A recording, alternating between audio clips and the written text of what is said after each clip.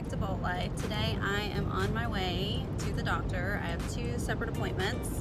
I have my glucose screening with my regular doctor, which is where they have you drink this really big tub of really sweet, gross tasting, orange flavored juice. And then an hour later they check your blood sugar levels to make sure that you're not developing gestational diabetes. I have had several other pregnancies and I have never developed gestational diabetes, so I'm really not that concerned about it. I just don't really like having to drink the fluid, the liquid, and I don't really like having to sit there for an hour and wait for the blood test. And then after I get done with that appointment, I'm going straight over to see a specialist because, as I've said before, they recently... Sorry, there's a car behind me doing something crazy. As I've said before, they've recently discovered that the baby has what's called a marginal placenta or a marginal umbilical cord, which means that the umbilical cord is attached to the side of the placenta instead of to the center of the placenta, which could cause an issue with the baby's growth, which so far it has not. The baby is growing perfectly. He is on track. Everything looks great. But it can also cause an issue during delivery. Marginal placentas, not often, but sometimes can become weak where they attach to the placenta and they can break loose during labor and delivery. And if the umbilical cord comes loose from the placenta, then the baby could essentially bleed to death before it was born. So I'm going to see a specialist today to see whether or not they think that I need to have a C-section when the baby is born. I am 23 weeks and 5 days today, and this isn't the first issue I've had with the baby. As you guys know, I did get pregnant on the Paragard IUD, and they thought it was ectopic, and then they realized that the baby was in place, but then they were worried when they removed the IUD that it would disrupt the pregnancy, but of course baby's doing fine. And then when we got past all of that scary stuff, we realized that I had a blood clot behind the placenta, which was causing a mild form of placenta previa, which is where the placenta tears away from the uterus. But luckily that cleared itself up on its own. The blood clot just disappeared and the placenta readhered. And then as soon as we got over that hurdle, we found out that we have this issue with the umbilical cord. And another thing that the specialist is checking today is the baby's heart. The regular doctor checked it through regular ultrasound and said that the heart looks to be fine, but I myself have a heart condition called mitral valve prolapse with regurgitation, which is where my heart valve is weak. One of my valves is weak. And so every time the blood pumps bad blood into the heart to clean it, it puts some of it back or something like that. I don't really know how to explain it, but what it means is that I only have about 80% of oxygenated blood compared to a normal person because the good blood gets mixed with the bad blood, or the bad blood gets mixed with the good blood, or something like that. It's nothing major. It's something that they said that maybe in my late 50s, 60s, I may have to have a valve replacement or a valve repair, but for the most part, it doesn't cause me any issues other than you probably notice in my videos I'm often very short of breath. I seem like I am like this, struggling to breathe, and that's because during pregnancy, your blood volume goes up a lot, and my heart has a hard time keeping up with the extra blood, so I get lightheaded, a little bit dizzy, out of breath, but it's nothing concerning. It's nothing that could hurt the baby or hurt me. And they don't think the baby has the issue. None of my other kids seem to have the issue. But just to be on the safe side, with the heart condition I have, I do have to take like special antibiotics anytime I have like a dental procedure or a surgery or something like that. So I guess it's just good to know if you have it.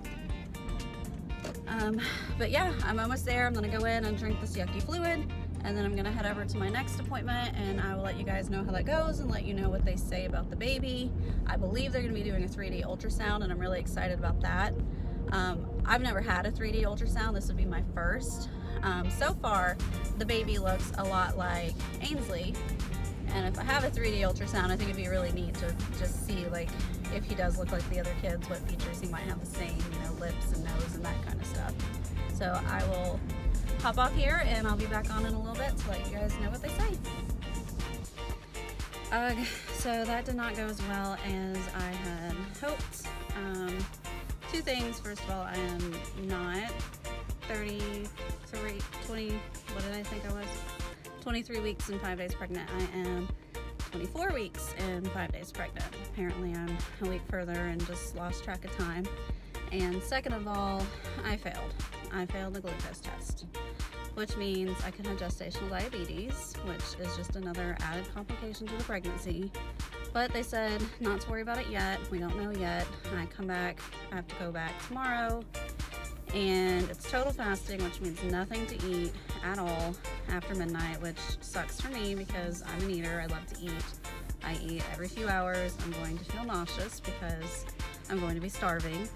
I have to drink more of the yucky liquid. They said it's even sweeter and grosser, so that's great because it turns my stomach and makes me feel like I'm gonna puke. And then I have to have my blood drawn every hour for 3 hours to test to see how it's working, because if I do have gestational diabetes, then it could cause the baby to become larger, which in turn would mean I would have to be induced or have a C-section, which I'm already considering anyways. And if it is not able to be controlled by diet, I may have to do insulin shots, which is not a big deal to me because I have to do Levinox injections every night anyways. My whole like lower tummy is bruised and whatnot from the shots that I do every day anyways, just to keep the baby healthy. So that appointment sucked. That did not go the way that I wanted it to, but I'm about to head over to my next appointment to check on the baby's umbilical cord and see how that's going. Everything else looked fine. The baby's heart rate was fine. My anemia was fine. All that kind of stuff was fine. But my glucose test was 161, and I think she said it was supposed to be like 130 or something like that. So let's go to the next one and see what they have to say. Alright guys, so good news. I just got back from the specialist and everything went great. The baby's heart looks completely normal. And they had me laying on my back and then rolling over from my left side to my right side, and they did 3D ultrasounds, and they were able to see that the placenta actually starts at the top of my uterus, and then it actually curves and goes down the back of my uterus. So it's kind of like a C shape like this. And so the umbilical cord, where they thought it was on the edge of the placenta, because the baby was blocking the other half of the placenta, it's actually right in the center. So I do not have marginal umbilical cord, which is a good thing. It means that the baby is not at risk of the cord detaching or any kind of delivery issues. So that puts me back at not having to have a C-section, which is great, because this is not my first pregnancy. I've had several pregnancies. I've never had to have a C-section. I was a little bit concerned about that.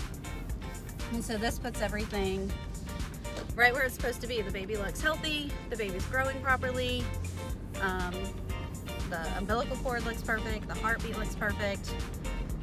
The only thing I gotta worry about now is just the fact that I did fail the glucose test, but the specialist told me today that it's like a 50-50. A lot of women fail the glucose test the first time, and then you go back and you do the 3-hour one, and most of the time you're fine and you pass it. So fingers crossed that tomorrow when I go, I do not fail that glucose test and everything goes well. So I will check back in with you guys tomorrow and let you guys know how that goes, and let you know if I do have gestational diabetes or not.